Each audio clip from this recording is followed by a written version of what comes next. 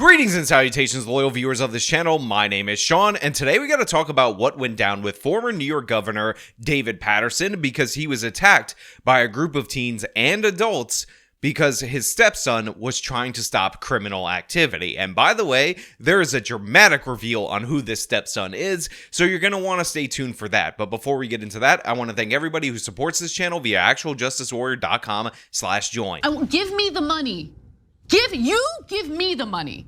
Okay. Well, 4 people are under arrest accused of assaulting former Governor David Paterson and his stepson over the weekend. The suspects include 2 boys, 12 and 13 years old. So for those of you who are unaware, David Paterson is the governor that, by the way, is legally blind as a governor that took over after Eliot Spitzer was ousted from office when his hooker scandal ended up coming out into the public. So he served his time as governor, he moved on, Andrew Cuomo took over after him, and since that time, he has decided to marry a woman that lives on the Upper East Side of Manhattan, and thus he has a stepson known as Anthony Sliwa. And yes, I looked this up myself and found out that this Anthony kid is the son of Curtis Sliwa, the Guardian Angels guy who was the candidate for mayor on the Republican side in opposition to current mayor Eric Adams. So yeah, totally mixed up. The elite party with each other, they marry each other. This should be surprising to no one. But what is surprising, what is shocking, is that the 70-year-old David Paterson, again, who is legally blind,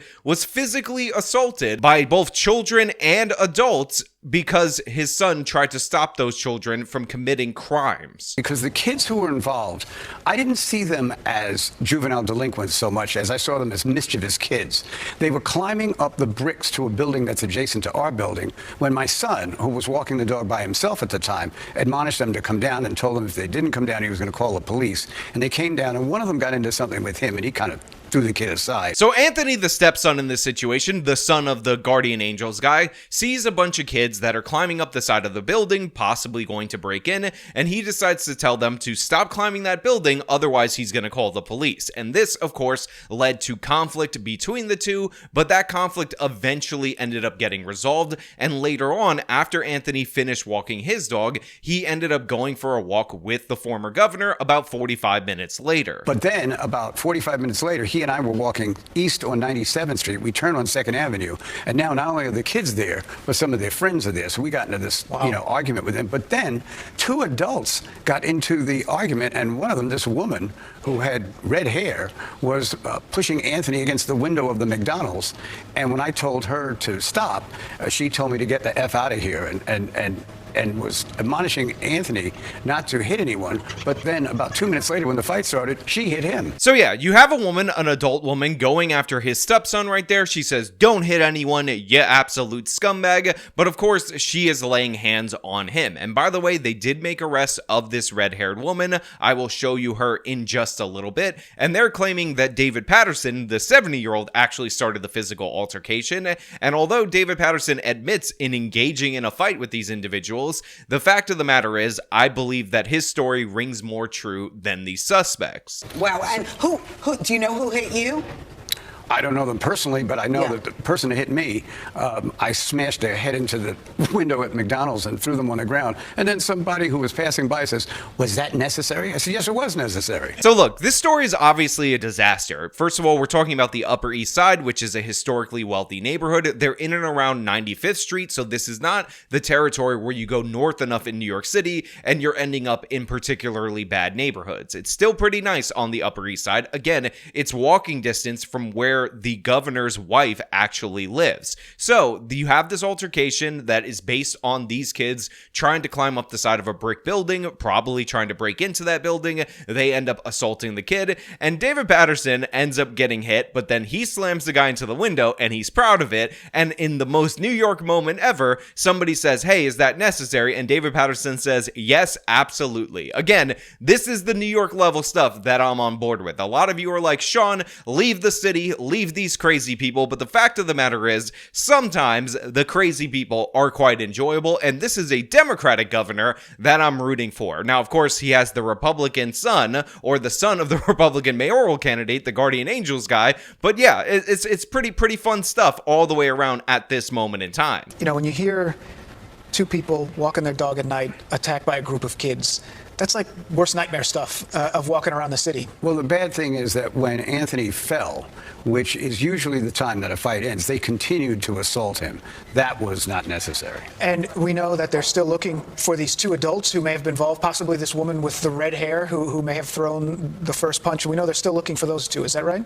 As far as I know. So again, I'm not a huge fan of David Paterson, the politician, but David Paterson, the man, David Paterson, the person right here, I'm kind of on board with, if I'm being perfectly honest, because he's coming at this from an old school perspective, which is when you knock somebody down on the ground, the fight is over. It's done. It's kaput. But the fact of the matter is that the thugs that ended up attacking Anthony Sliwa decided that the fight wasn't over, and they were going to, of course, try to stomp him out, which resulted in 5 stitches. Now, this happened in front of a McDonald's. It's on 95th Street. We may see some differences and discrepancies in the surveillance video. I look forward to that being presented as evidence, but the story so far rings incredibly true. But David Paterson actually takes this a step further because he talks about the deteriorating criminal situation in New York City, and he has someone to blame. I think it was one of those situations, it's sort of like mob mentality when things get out of hand, and then people do things that they normally wouldn't do. That's why we're so happy that their parents came with them,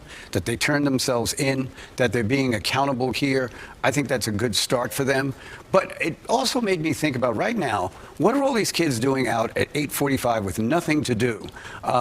And isn't it because we have turned our attention to people that don't live here and are disregarding the young people in our communities around the city? This is interesting what you're bringing up. So are you concerned that because we are dealing with the migrant situation in New York City, that our kids don't have any attention on them or any resources? I think every form of interaction has been affected by such a large number of people, and I'm not blaming them, but such a large number of people coming into an area that doesn't have the resources to support them. So is that not interesting? Is that not fascinating? David Paterson thinks one of the major problems that is going on in New York City is that they've devoted too much resources, too much attention, and too much time to illegal migrants rather than the criminal situation going on in New York City. Again, former Democratic governor, the lieutenant governor to Eliot Spitzer is saying this. I'm not saying this, and I find this to be absolutely fascinating and an interesting story, and also a tragic story, because David Paterson is a successful older black guy.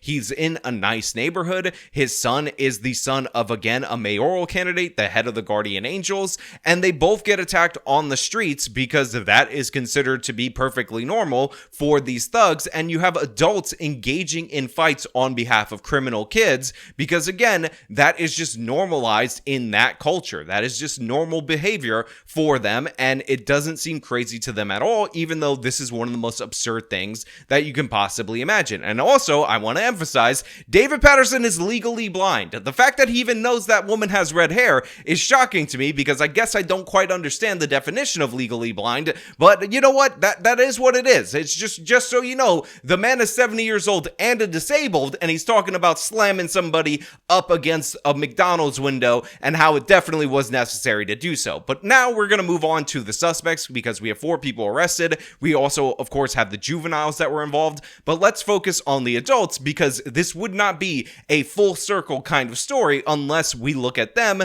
and what they actually do for a living, even though they're engaged in this nonsense. On the right side of your screen is 34-year-old Diamond Mintor. On the left, 40-year-old Trevor Nurse. Police arresting the 2 of them in connection with a gang assault on former New York Governor David Paterson and his stepson, Anthony Sliwa. So right off the top, I just want to point out a few things. First and foremost, at least from this camera, that hair looks purple, not red, and now I do think I understand what legally blind actually means. Unless, of course, this woman decided to dye her hair purple after the assault. Secondly, take note of the fact that the ages of these people, these adults that were engaged in this, are significantly older than you would expect when David Paterson is talking about their friends getting involved and engaging in this fight. So already we have some absolute madness right here. We got 40-year-olds, 30-year-olds, 12-year-olds fighting a 70-year-old. That 70-year-old is the former governor. Both of the suspects are NYC employees. So for those of you who are unaware of what NYC is, it's the New York City Housing Authority. So these are the people that are meant to help and aid and assist people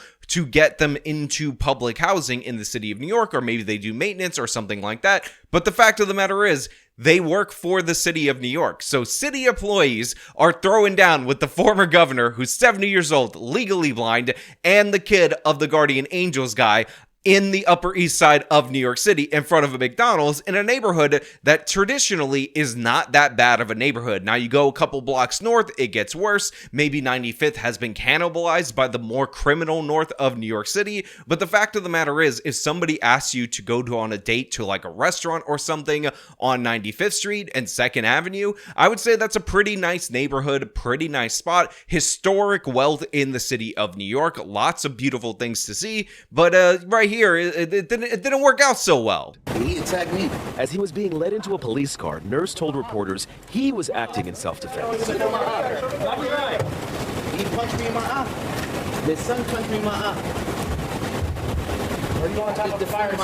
Now you could hear him say, his son punched me in my eye, his son punched me in my eye, and honestly, I don't really believe that this is the case. What I actually think happened in this particular scenario is that you have the kid of the guardian angels guy seeing what he believed to be criminal activity, him deciding to tell them to cut it out, him saying that he's going to call the police, and then he ends up walking, he runs into them a little bit later, and people decide to target the kid, not realizing that this older black guy is with him. So they end up getting into it with him. He's a white guy stepping up to black criminal children. We know how that goes, and they decide to initiate an attack. He ends up with stitches. He ends up getting attacked as he's on the ground, getting stomped out. That is beyond the point of self-defense. And then Governor Paterson ends up intervening. And this is while a bunch of onlookers are saying that this is unnecessary activity and all that. But I just don't believe what this guy is saying. He's saying the kid punched him in the eye, but it doesn't make sense in terms of the sequence of events for the guardian angels kid to walk up, realize that those kids are in a larger group, and decide to physically engage with a 40-year-old man. It just does not line up. It does not work with reality. But again,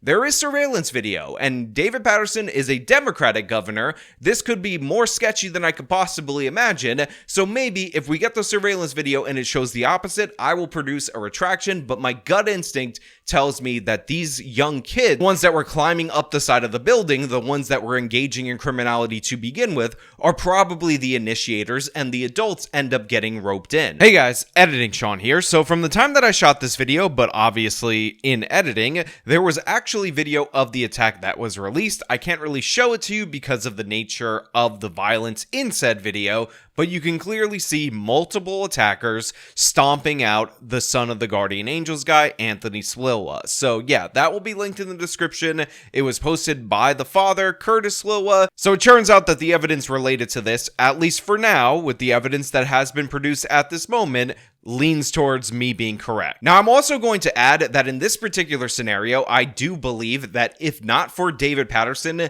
being involved in this particular situation, since this falls under the purview of District Attorney Alvin Bragg, if it was just the Sliwa kid, if it was just the Guardian Angels guy's son, then maybe there would be no charges at all whatsoever related to the gang assault. And in addition to that, because this person appears to have fought back, maybe we would actually see charges against him, because that's how District Attorney Alvin Bragg works. He doesn't charge criminals, and he attacks self-defenders. In fact, I believe the Jose Alba bodega is actually nearby this particular area, probably a little bit more north, and that guy, even though it was the most clear and obvious instance of self-defense, was charged with homicide because Alvin Bragg is an absolute monster. So in this particular scenario, he is very lucky that his mom decided to marry this former governor, former black governor, who's 70 years old, because that gives the credibility to this case, although I will point out, it is very likely, in my opinion, that these charges will be dropped anyway. But you know what? I want to know what you guys think about all of this down in the comments below. Do you believe